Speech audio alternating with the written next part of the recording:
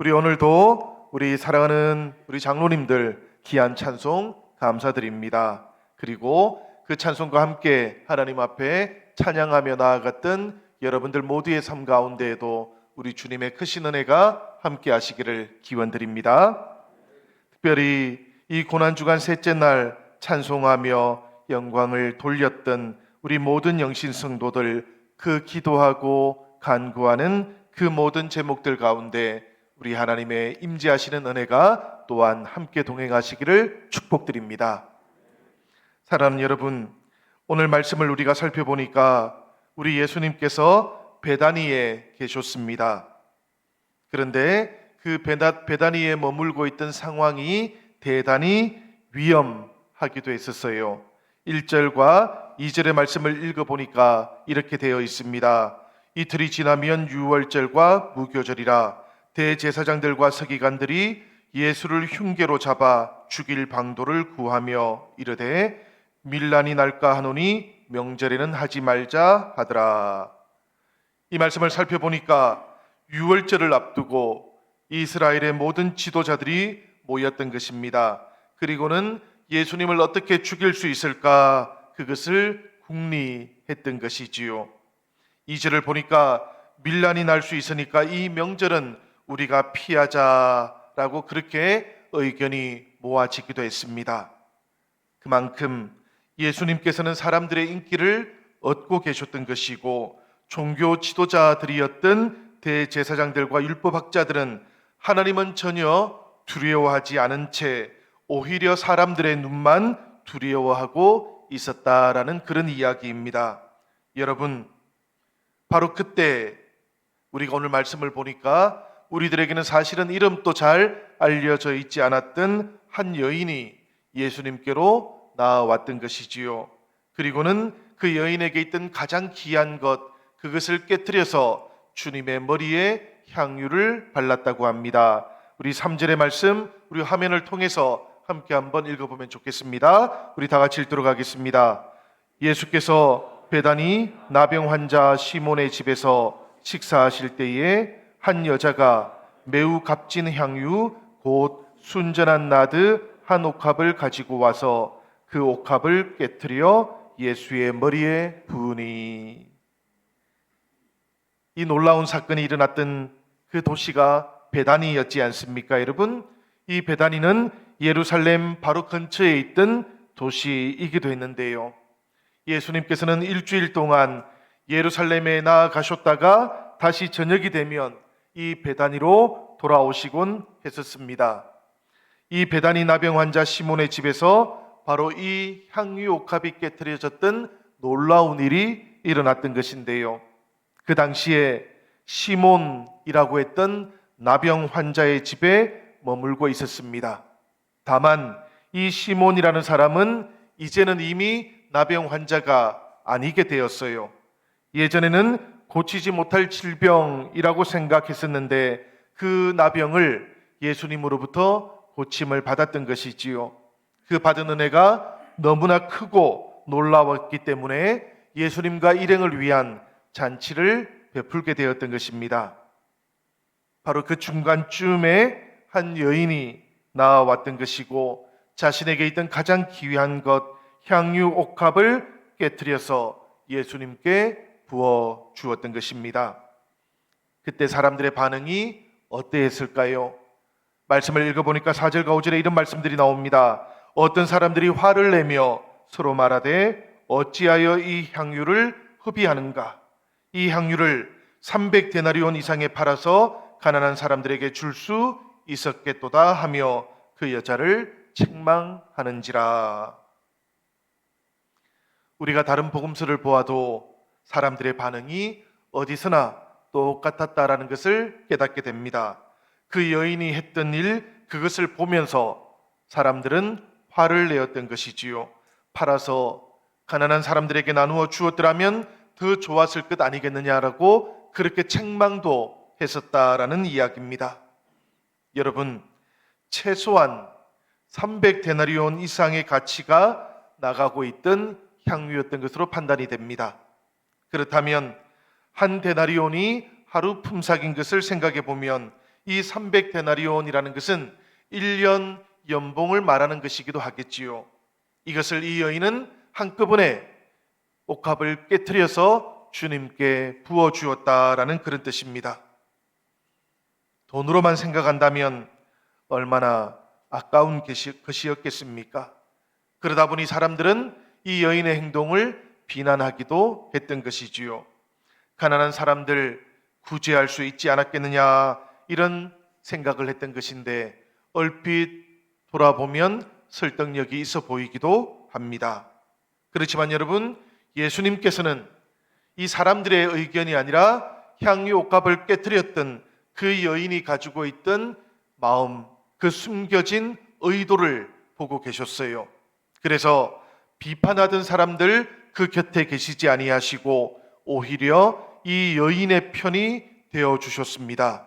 6절의 말씀을 보니까 예수께서 이르시되 가만두라, 너희가 어찌하여 그를 괴롭게 하느냐, 그가 내게 좋은 일을 하였느니라 라고 그렇게 말씀해 주십니다. 예수님께서는 그 여인이 자신에게 좋은 일을 해 주었다라고 말씀하셨어요. 사람들은 어떻습니까, 여러분? 큰 돈을 허비했다 이렇게 생각했는데 예수님께서는 이 여인이 자신에게 좋은 일, 아름다운 일을 행했다라고 그렇게 칭찬했었던 겁니다. 낭비처럼 보일 수 있었겠지요. 그렇지만 예수님께서는 그녀의 마음에 있는 중심을 보셨던 것이고 그 중심이 참으로 주님을 향해서 아름답다라고 그렇게 칭찬했던 겁니다. 여러분, 어떻게 예수님께서는 이렇게 생각할 수 있었을까 말씀을 묵상하다 보니 이런 생각이 들었어요. 이 여인은 정말로 예수님을 사랑했던 겁니다. 진정한 사랑을 가지고 있었기 때문에 여인이 할 수 있었던 가장 고귀한 일을 지금 하고 있었던 것이지요. 사랑이라는 것, 이것은 아무리 생각해 보아도 세상의 계산법하고는 많이 다른 것 같습니다. 사랑은 계산을 초월해 버리기 때문입니다. 더해주고 싶은 것인데 더해주지 못해서 안타까운 것, 이것이 사랑인 것이지요. 형제자매 여러분, 사랑한다고 말은 하고 있지만 속으로는 그 사랑에 대해서 계산하고 따지고 있는 것이라면 그것은 현실적인 사랑이거나 혹은 조건적인 사랑일 수 있겠습니다. 심지어는 사랑하지 않는 정거일 가능성도 대단히 높다라고 생각이 됩니다. 때때로 우리가 이런 장면들을 뉴스를 통해서 듣게 되지 않습니까? 사고가 났는데 엄마가 혹은 아빠가 아기를 껴안아서 그 아기는 살아남고 부모님은 목숨을 잃게 되는 경우들을 우리가 보게 될 때가 있지요. 사랑이라는 것, 이렇게 자신에게 가장 소중한 것, 그 생명까지도 내어놓는 것이 사랑의 진리, 진실이다라는 그런 이야기입니다. 그런데 이 여인을 비난했던 사람들, 그 사람들의 마음은 어떠했겠습니까? 오늘 말씀을 보니까 어떤 사람들이라고 표현되어 있는데요. 그들은 향유를 허비했다고 비난했습니다. 이렇게 향유를 낭비했다고 비난했던 이 어떤 사람들, 그 마음속에 무엇이 있었겠습니까? 당연히 향유에 대한 가치가 있었습니다. 계산이 들어 있었습니다. 그렇다면 그 사람들의 마음속에 없었던 것은 무엇이겠습니까? 주님에 대한 사랑은 없었던 것이지요.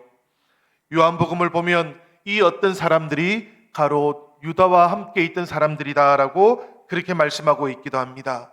여러분, 이 가룟 유다가 얼마나 돈에 밝은 사람이었겠습니까?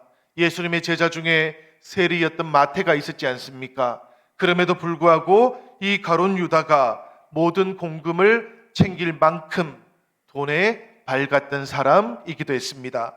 경영의 능력도 있었을 거라고 생각이 됩니다.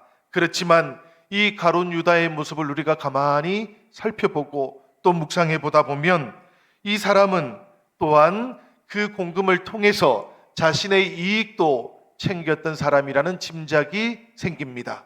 왜냐하면 예수님을 따르겠다라고 결정하고 함께 생활하고 있지만 땅도 가지고 있었기 때문입니다. 자신의 땅을 따로 소유하고 있기도 했던 것이지요. 성도 여러분, 말씀 속에 이 어떤 사람들과 달리 주님을 진정으로 사랑해서 헌신했던 사람들, 사랑 때문에 시간도 물질도 드렸던 제자들, 이런 제자들도 참 많지 않습니까? 성경 속에는 보면 이런 사람들의 이야기가 사실은 주가 되는 것이지요. 우리 교회에서도 저는 이런 분들을 뵙게 됩니다. 이렇게 성도님들을 보게 되면 마음이 따뜻해지기도 하고 감동을 받게 되기도 합니다. 주님을 향해서 사랑하지 않는 사람들, 사랑을 생각하지 못하는 사람들, 그들은 성도들에게 늘 이렇게 말을 합니다. 믿어도 적당히 좀 믿으면 좋겠어. 조용히 믿으면 되지. 왜 그렇게 시간을 사용하고 물질까지 사용해서 그렇게 믿느냐고 그렇게 가르치는 이야기들을 듣게 되기도 합니다. 그렇지만 여러분, 사랑이라는 것, 그것은 이렇게 하는 것은 아닌 것이지요. 가장 소중한 것을 주고 싶은 것입니다.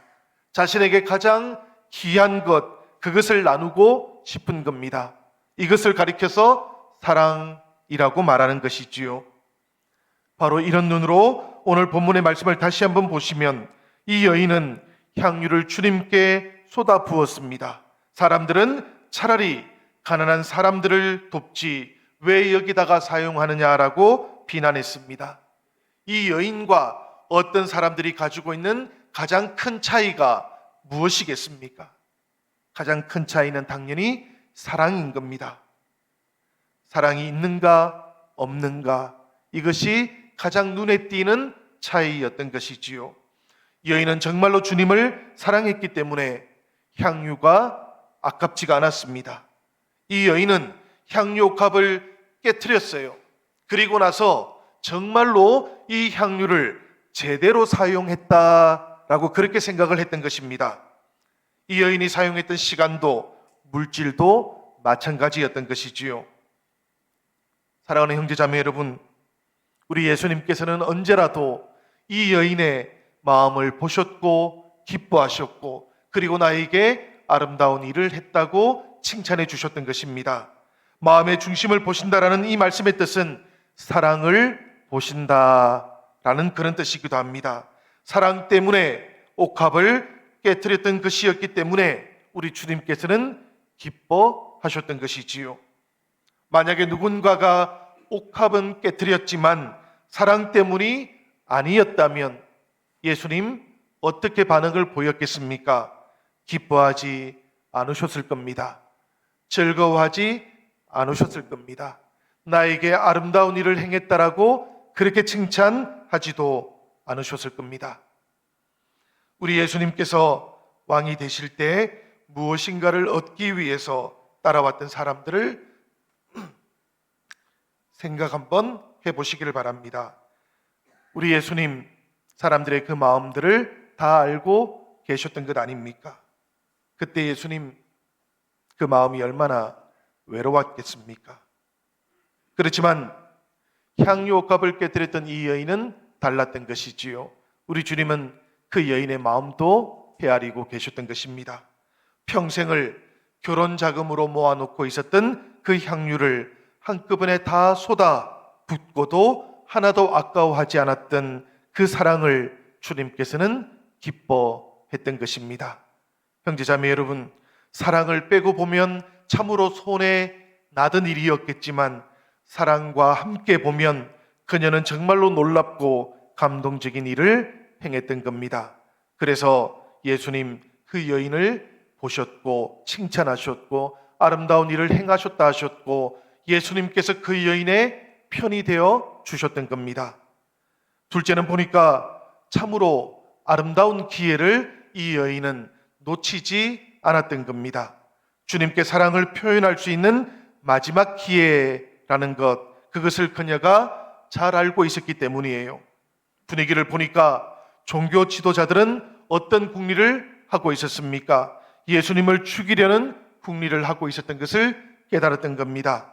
앞으로 어떻게 될지 다 헤아리기도 어려웠던 것이지요. 위기의식이 있었던 겁니다. 절박함도 있었던 거예요. 기회가 왔을 때 사랑을 표현하기를 멈추지 말아야 되겠다라고 그렇게 생각했었던 겁니다. 7절과 8절을 보니까 이 여인의 마음이 이렇게 나오고 있습니다. 가난한 자들은 항상 너희와 함께 있으니 아무 때라도 원하는 대로 도울 수 있거니와 나는 너희와 항상 함께 있지 아니하리라.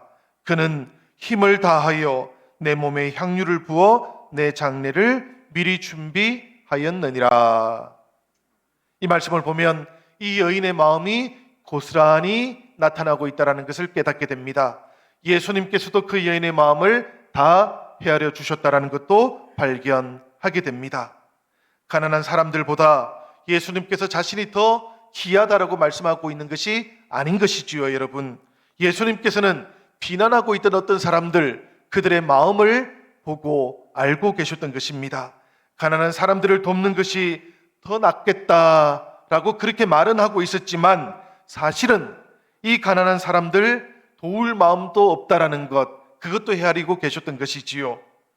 여인이 향유 옥합을 깨트려 버리니까 그들은 할 말이 없어졌던 것입니다. 그래서 핑계를 대는 것이 왜 그것을 가난한 사람들에게 돕지 않는가라고 그렇게 비난의 이유로 삼았던 것뿐인 것이지요. 여러분, 예수님께서는 이 여인의 사랑을 받으셨던 겁니다. 그리고는 그 여인의 행동이 자신의 장례를 준비하는 것이다라고 그렇게 말씀해 주셨습니다. 당연히 여인이 예수님의 장례를 준비했던 것은 아닙니다. 여인은 사랑을 표현했을 뿐이었습니다. 그렇지만 예수님께서는 이 여인의 행동이 자신의 장례를 준비하는 것이라고 받아주셨던 거예요. 우리들도 똑같습니다, 여러분. 우리는 주님께 사랑을 표현하는 사람들입니다. 그렇지만 우리 주님께서는 우리들의 그 사랑을 때때로 다른 의미로도 받아주시는 겁니다. 대단치 않은 일을 우리가 행한다 할지라도 우리 주님께서는 그 일을 엄청나고 큰 일로 받아주시기도 하는 것이지요. 그래서 성령께서 마음에 감동을 허락해 주시면 우리들은 그 일을 행해야만 하는 겁니다. 헌신이라고 하는 것, 이것은 성령께서 우리에게 감동을 주실 때 우리가 행동으로 나타내어야만 성령의 역사하심을 체험할 수 있기 때문에 그런 것입니다. 때때로 우리가 봉사하자 하면 차차 하겠습니다, 그렇게 대답하시는 경우들이 있으십니다. 헌신하십시다 하면 이것도 차차 헌신하겠습니다 라고 그렇게 대답할 때도 있습니다. 그렇지만 여러분, 생각을 이제는 한번 바꾸어 보시기를 바랍니다. 왜냐하면 기회를 우리가 놓치면 안 되기 때문에 그렇습니다. 성령께서 우리들에게 기회를 주시면 봉사하고 섬기고 헌신할 수 있어야 되기 때문에 그런 것입니다. 할 수 있는 그런 기회가 찾아왔을 때 우리가 그것을 기쁨으로 누릴 수 있어야만 성령의 은혜와 하나님의 축복을 우리들 모두가 온전하게 누릴 수 있기 때문에 그런 것이지요. 오늘 말씀 속의 여인은 성령님께서 주셨던 그 기회를 놓치지 않았기 때문에 우리 주님께 참으로 기쁘고 아름다운 일을 행할 수 있게 되었던 것입니다. 세 번째로 보니까 이 여인은 최선을 다했습니다. 어떻게 사랑을 표현할 수 있을까 이렇게 생각만 하다가 끝냈던 것이 아니었어요. 그 생각을 행동으로 옮기기 위해서 노력을 했고 애를 썼던 것입니다. 무엇을 하면 좋을까 생각해 보니 자신이 가장 귀하게 가지고 있던 것, 깊이 감추어 두고 있던 옥합이 떠올랐던 것입니다. 성령께서 감동하시니 그 여인은 그 옥합을 가지고 왔던 것이고 주님 머리에 그것을 부어 주었던 것이지요. 향기를 내기 위해서라면 사실은 조금만 뿌려도 되었을지 모르겠습니다. 그런데 이 여인은 그저 향기를 내려고 했던 것이 아니었어요. 자신의 사랑을 온전히 나타내고 싶었던 겁니다. 그래서 그 옥합을 가운데로부터 깨뜨렸던 것이고 그것을 주님의 머리에 다 부어 주었던 것이지요. 주님을 위해서라면 모든 것을 다 사용하는 것, 그것이 가장 가치 있는 사랑의 고백이다. 이렇게 생각을 했던 것입니다. 사랑하는 영신성도 여러분, 사랑하는 예수님께 최선을 다해서 자신의 가장 귀한 것을 아낌없이 드렸던 이 여인의 마음 이해가 되지 않습니까? 최선을 드리고 싶었던 그 여인의 마음이 우리들의 마음이 되기를 기원합니다. 적당히 드리는 것이 아니라 모든 것을 아낌없이 드리고 그렇게 주님을 위해서 드렸던 것이 가장 제대로 사용된 것이다 라고 그렇게 고백했던 이 여인의 마음들이 사순절 이 셋째 날 새벽 기도를 드리고 있는 우리들의 마음 가운데도 아름답게 나타날 수 있기를 주님의 이름으로 축복합니다. 사랑하는 여러분, 이렇게 향유를 깨뜨려 주었던 그 여인의 모습을 통해서 우리 예수님께서는 감동을 받으셨어요. 감동을 받은 이유가 있습니다. 바로 사랑의 주님께서 자신의 옥합을 지금 우리들을 위해서, 이 땅의 사람들을 위해서 깨뜨릴 준비를 하고 계셨기 때문입니다. 주님의 십자가, 이것은 바로 사람들에게 은혜가 시작되는 장소였기 때문인 것이지요. 주님께서 하시고자 싶어 했던 일, 예루살렘에서 지금 하기 위해서 준비하고 있던 그 일을 주님보다 먼저 이 여인이 주님께 행하셨기 때문에 예수님께서는 그 마음에 감동이 찾아왔던 것입니다. 이 고난주간 셋째 날 우리들의 마음도 돌아볼 수 있으면 좋겠습니다. 주님을 향해서 우리가 깨트려야 할 옥합은 무엇인지 우리가 오늘 이 새벽에는 결단하면서 주님 앞에 함께 기도하며 나아가는 은혜가 있기를 우리 주님의 이름으로 간절히 축원드립니다.